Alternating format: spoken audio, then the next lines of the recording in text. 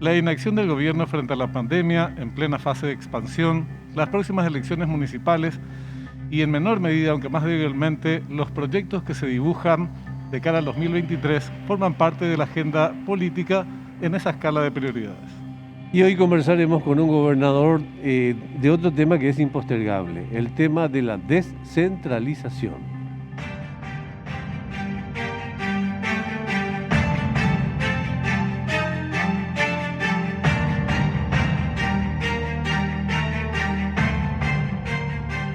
¿Qué tal? ¿Cómo están? Tengan ustedes muy buenas noches. Bienvenidos a esta nueva emisión de Fuego Cruzado. ¿Qué tal, Augusto? ¿Cómo Pero estás? estamos muy bien aproximándonos de nuevo al fin de semana. Es increíble la Estamos rapidez llegando. Estamos llegando. de esta semana. Me he arrastrado, pero llegamos. Sí, con lo difícil que es llegar al fin de semana, ¿verdad? Bueno, hoy un tema muy interesante, porque vamos a ver en este país absolutamente centralista, vamos a ver cómo se mira la política desde una región muy importante del Paraguay. Benjamín, y ahora vamos al reconocimiento de campo. En un año electoral atípico, golpeado por la pandemia, en donde tenemos que elegir autoridades con nuevas modalidades para ello, las candidaturas que surjan deben tratar de convencer a los votantes que son la alternativa, conviviendo con el dolor y el sufrimiento de la gente. Las propuestas de solución deben ser a problemas actuales y también a históricos que quedaron evidenciados con esta crisis sanitaria. Por este momento histórico más que especial, se sondean nombres, se reacomodan los movimientos y nacen nuevas alianzas buscando el triunfo. Somos un país en teoría descentralizado, sin embargo, uno de los más centralistas, no sé si del planeta, pero de la región con certeza. Una persona que estuvo reivindicando permanentemente el tema de la descentralización es nuestro invitado en el día de hoy. Juan Carlos Baruja, ingeniero civil, especialista en tecnología y administración de la construcción. Fue intendente municipal de la ciudad de Paraguarí en 2 periodos. Además, ocupó el cargo de ministro de Agricultura y Ganadería.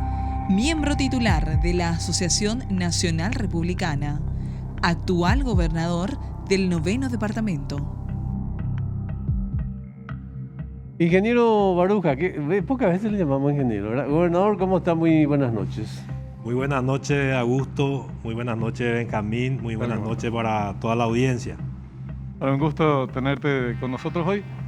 ¿Cómo estás viendo la administración por parte del gobierno de esta crisis sanitaria y sobre todo cómo se manifiesta en la región en la que vos estás, el conocimiento que tenés sobre otras regiones?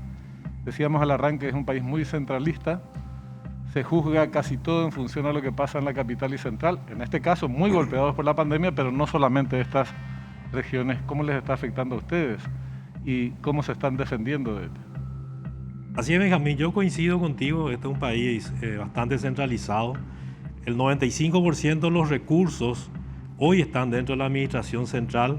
Si uno suma los recursos que tenemos las 17 gobernaciones más de 250 municipios, no llega al 5% del presupuesto general de gasto de la nación.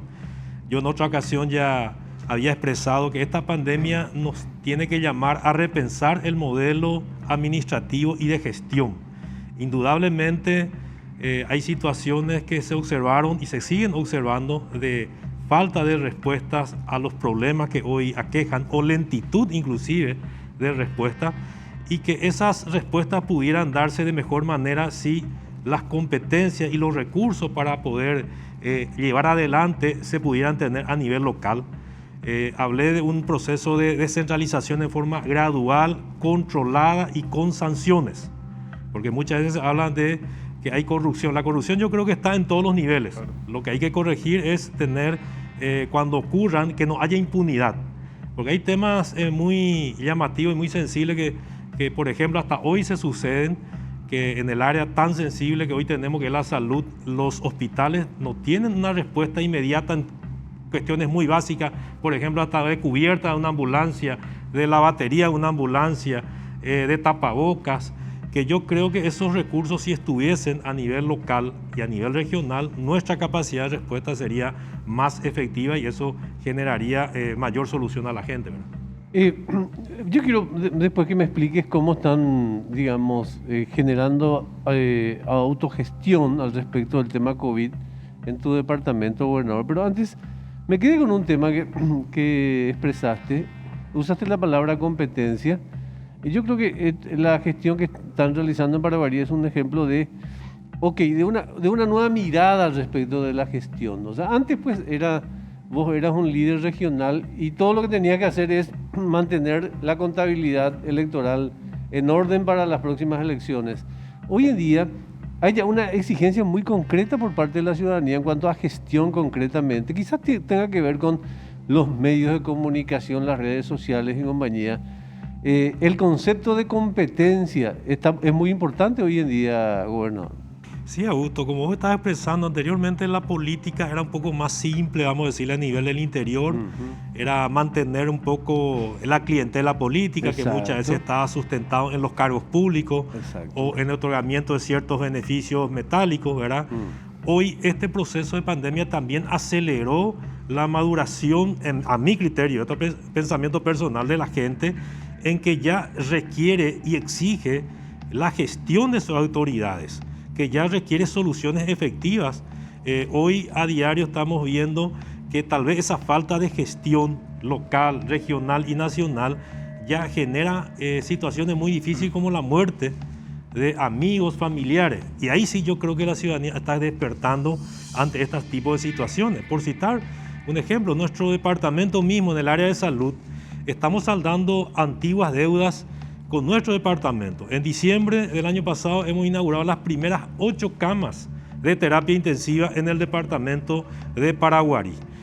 Hace menos de un mes hemos ampliado el sistema de oxígeno en 5 hospitales del departamento de Paraguarí, que ha generado que hemos triplicado nuestra capacidad de respuesta ante los temas de salud. Esos son temas absolutamente básicos que hoy la ciudadanía observa y dice, ¿cómo es que nuestro departamento, eminentemente inclusive favorable al partido de gobierno en casi todas las ocasiones, no hemos tenido nunca una cama de terapia intensiva?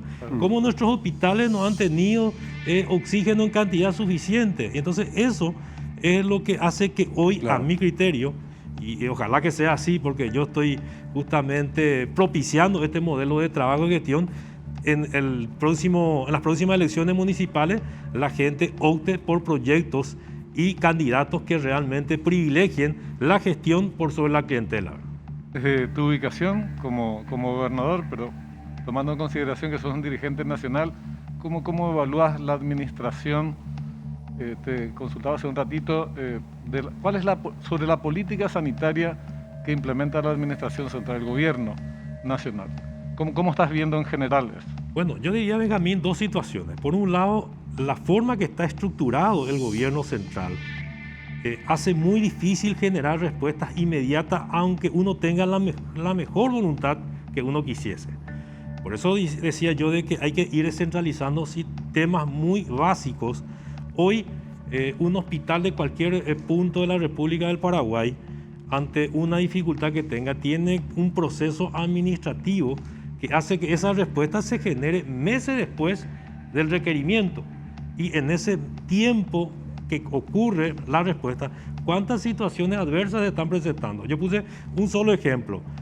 Una ambulancia, hoy me hicieron llegar el pedido de San Roque González que no tiene cubierta. Eso implica una ambulancia que no puede trasladar pacientes. Eso implica personas que pueden fallecer por falta de un traslado. Estamos hablando de temas básicos en ese sentido. Entonces yo creo que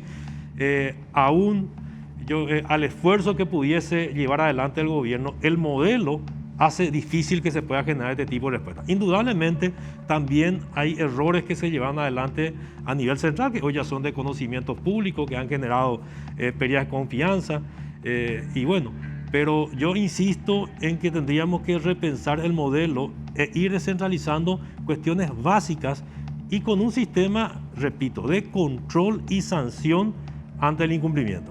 Usaste la palabra modelo. ¿Qué tiene que cambiar en el modelo y en dónde? Porque creo que cuando hablas de una ambulancia y compañía se mira mucho el Ministerio de Salud, pero en realidad me parece que la gran batalla está con Hacienda, por ejemplo, ¿verdad? O sea, ¿qué tiene que cambiar para que ese modelo sea más ágil y más descentralizado? Bueno, yo digo, en mi punto de vista, Augusto, que hay temas que pudiesen los municipios y las gobernaciones encargarse. Vamos yendo al terreno práctico, porque muchas veces se nos transfieren las responsabilidades, pero no se nos transfieren los recursos para llevar adelante esas responsabilidades. Entonces es transferencia de competencia con recursos.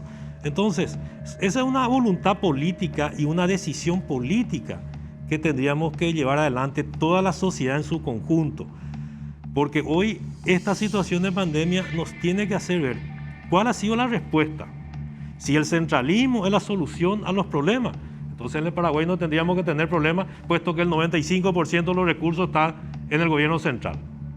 Entonces, ¿por qué no ir copiando modelos que pueden estar en la región u otros países e ir transfiriendo? Bueno, que el proceso, por ejemplo, un ejemplo básico, la ambulancia, la reparación, se encargue ya sea el municipio, ya sea la gobernación. Entonces, ¿cuánto es el rubro que tenemos para reparación de ambulancia para tal departamento? Y se transfiere en el presupuesto de la institución designada ese presupuesto y que se encargue la reparación. Y eso es una cuestión más de voluntad política. Claro. Una última consulta de mi parte, por lo menos en el campo sanitario o político sanitario. La inacción del gobierno es manifiesta. Se reúne el Gabinete Nacional para hablar del COVID y qué hacer frente a eso, y la resolución o la decisión es nada, ninguna decisión. Pasó en otros países lo mismo, por distintas razones. En Brasil, porque Bolsonaro es negacionista, no hacía nada. Los gobernadores suplieron esa carencia de políticas a nivel del gobierno central. Las carencias en nuestros casos, volviendo al tema nacional, ¿cómo lo suplen ustedes? Porque esto que vos decís, no tienen terapia intensiva, no tienen ambulancias. ¿Qué están haciendo? ¿Cómo están encarando estos déficits que se traducen en problemas muy serios para... Bueno, Benjamín, no teníamos el departamento Paraguarí. Yo, desde el inicio de mi gestión, puse como eje central la salud y la educación. Antes de la pandemia ya teníamos resultados significativos en inversión. Hoy mi objetivo principal es que el departamento de Paraguarí tenga la mejor salud pública del Paraguay. Para llegar a eso tenemos que tener la mejor infraestructura y los mejores equipos y también contar con recursos humanos.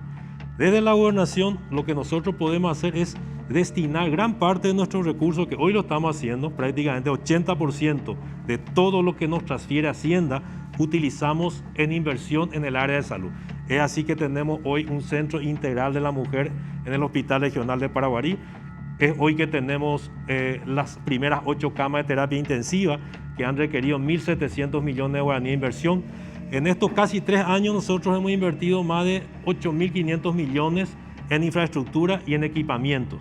Y tenemos previsto otros 5.000 millones de aquí hasta diciembre en inversión en infraestructura y en equipos en todo el departamento. Y estas inversiones lo hacemos en forma coordinada con lo que nos piden las autoridades sanitarias del departamento. Gracias a Dios, yo hoy tengo muy buena relación con todos los directores de los hospitales en el departamento de Paraguarí y con el director de la 9ª región sanitaria, en donde ellos me van indicando cuáles son las prioridades que tenemos en inversión. Hoy, por ejemplo, tenemos en construcción un laboratorio de alta complejidad que nos va a permitir que la toma de muestra que hoy se realiza en el departamento de Paraguarí se pueda determinar en el Hospital Regional de Paraguarí. Hoy, una toma de muestra en Paraguarí tiene que venir a Asunción o irse a Villarrica. Y ese proceso muchas veces dura 4 o 5 días. Claro. Y esa persona que pudiera pensar que es solamente un resfrío que tiene y a lo mejor es positivo, en esos 4 o 5 días, ¿a cuántas personas ya le ha contagiado? Y una vez que esté en nuestro laboratorio, probablemente en 24 horas ya vamos a tener determinado. Esa es la importancia de lo que hoy estamos haciendo en inversión dentro del área de salud en el departamento de Paraguarí. Después de la pausa quiero volver al tema de descentralización, gobernador, también, y preguntarte una cuestión que a mí me parece muy interesante que ustedes la tengan clara, es el hecho, la centralización extrema siempre va asociado al tema de la corrupción también. Entonces la pregunta que yo te hago es, ¿qué nos dirían al respecto de qué garantía te ofrece una gobernación o un municipio sobre que habrá de administrar mejor los recursos. O sea, ¿por qué yo tendría que creer que un gobernador va a ser más honesto que un ministro de Educación, de Salud o de Agricultura, lo que quieras? Después de la pausa te preguntamos y seguimos hablando, ¿sí?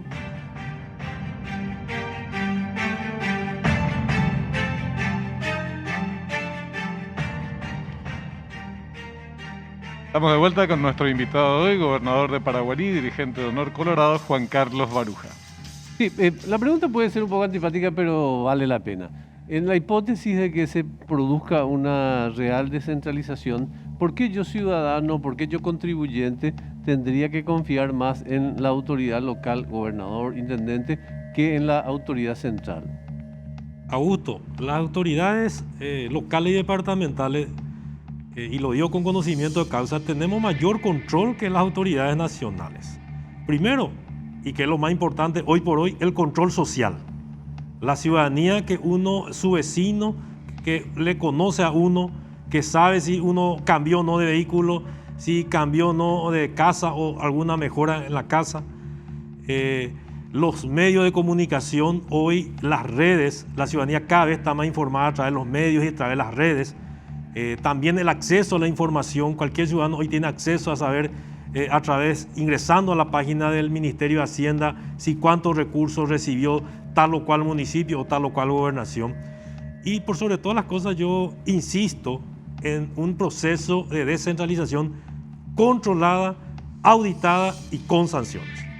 Claro, Y aparte están las juntas municipales y departamentales. Están las juntas, que uno puede decir, bueno, es vulnerable, pero por sobre todo, más que la junta, yo diría el control social. Eso es lo más fuerte que hoy tenemos. Sí, y una descentralización que garantice mecanismos de eficacia también, ¿verdad?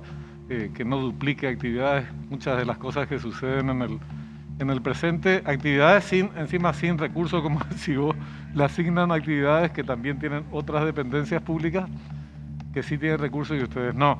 Y muchas veces aquellos recursos no llegan inclusive hay superposiciones de actividades del gobierno central, claro, dentro de los territorios locales y departamentales, y muchas veces inclusive no hay coordinación. Claro. Entonces hay duplicación del esfuerzo, duplicación de gastos sin resultados efectivos. Ahora, Juan Carlos, hay una cuestión que también hay que decirle a la gente, o mejor dicho, son opiniones que están instaladas a nivel ciudadano, porque la descentralización de por sí tampoco resuelve todos los problemas de un plumazo, digo, para no generar ciertas expectativas. Claro. El control social es real, pero hay, por ejemplo, el problema de la corrupción en los municipios es tremendo. FONACIDE, hoy tenés cuestionamientos por todas partes, y no de ahora solamente, sino de ya bastante tiempo atrás, concretamente con el tema de los fondos que tendrían que destinarse a educación y a otras cuestiones, que también tienen que ver otras instancias nacionales, Poder Judicial, Ministerio Público.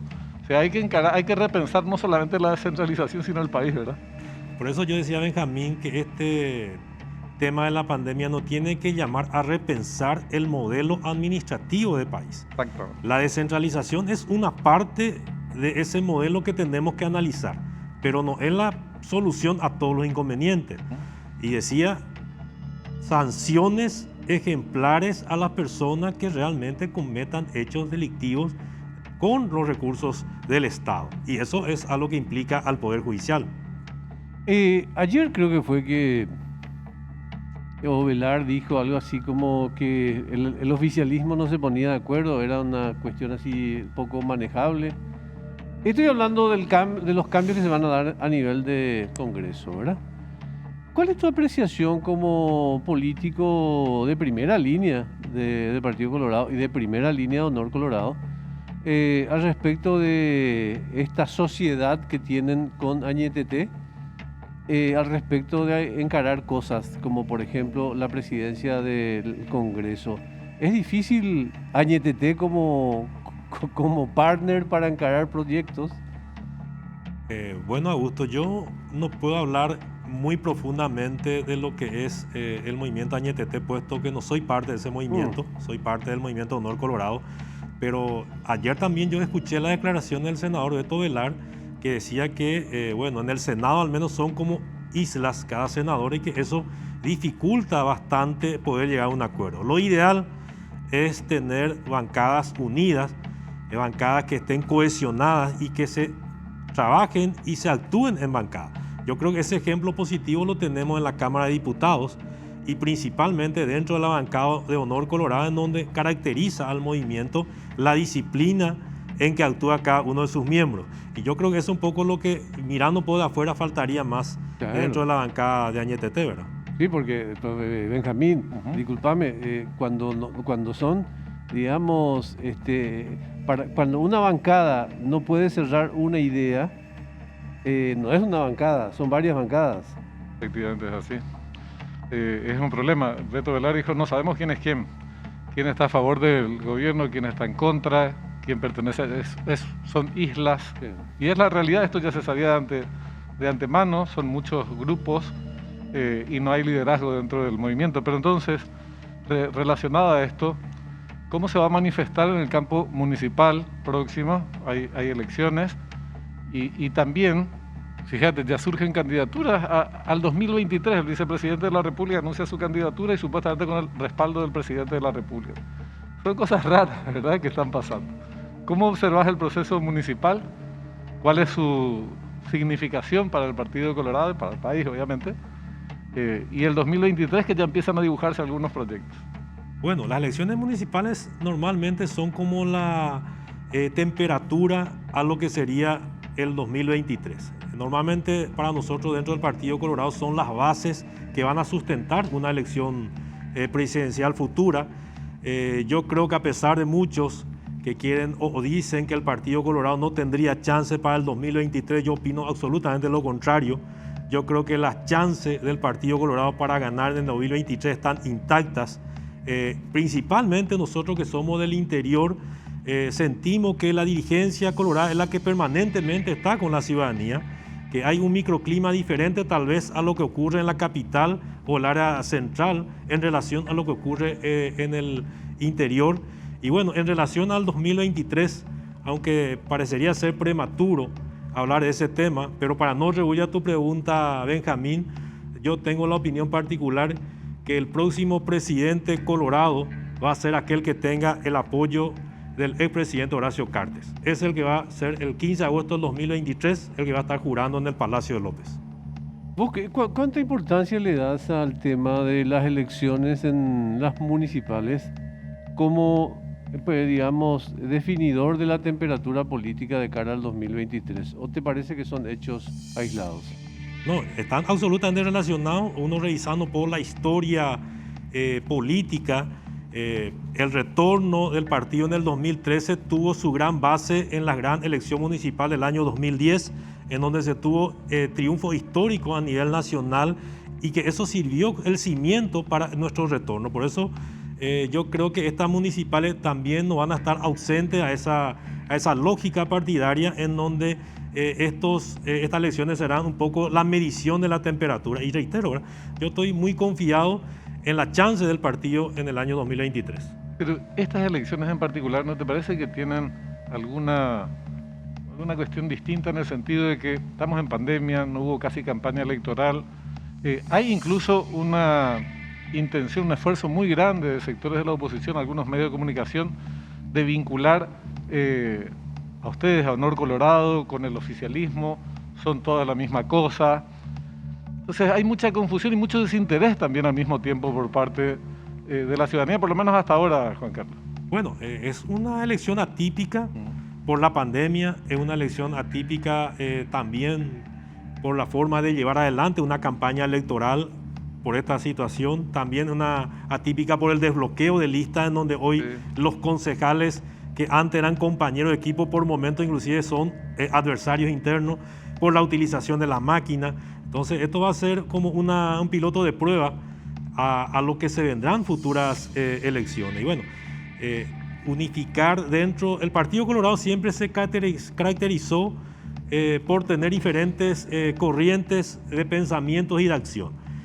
Nosotros los que somos de Honor Colorado tenemos un modelo, a mi criterio, diferente a lo que es el movimiento oficialista. Claro. Un criterio que viene del modelo de gestión del gobierno de Horacio Cartes los 5 años, en donde está basado en la gestión, en resultados tangibles para la ciudadanía. Yo creo que este modelo que hoy a mi criterio, es lo que yo siento en territorio, añora a la ciudadanía, en donde quiere ver de vuelta autoridades comprometidas que trabajen por la solución real de sus problemas. Yo creo que el Partido Colorado tiene una buena y una mala. La mala es que Marito es una especie de pandorga de mármol, ¿verdad? Que no remonta.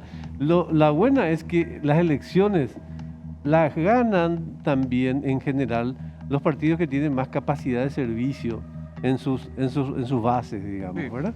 Y ahí el Partido Colorado tiene una fortísima Además, tradición. yo agregaría una cosita nomás. Es un tema mucho más amplio, obviamente, pero Marito también es resultado de los sectores de la oposición. No, claro, claro. O sea, hay claro. corresponsabilidades políticas. Totalmente. ¿De qué club sos, gobernador? Cerro Porteño. Qué lástima no podamos seguir hablando porque ya terminó el tiempo. Muchas gracias, muy amable. Muchas Gracias, gracias. Augusto. Gracias, Benjamín. Gracias a toda la Gracias, audiencia. gracias. Un abrazo a Bueno. nuestros amigos olimpistas. Qué gran partido ayer. Gran partido. Está bien que lo hagas antes de que te hagan bullying. Ganamos ¿eh? todos, ganamos todos. Qué mentiroso. Que Y Guaraní es también. mentiroso, no le crean. Pero parte de la prensa es así. ¿Qué le vamos a hacer? Ya Ya llega lle- cuenta final, ¿eh? Con Carminia Masi y Gustavo Velázquez. Hasta mañana.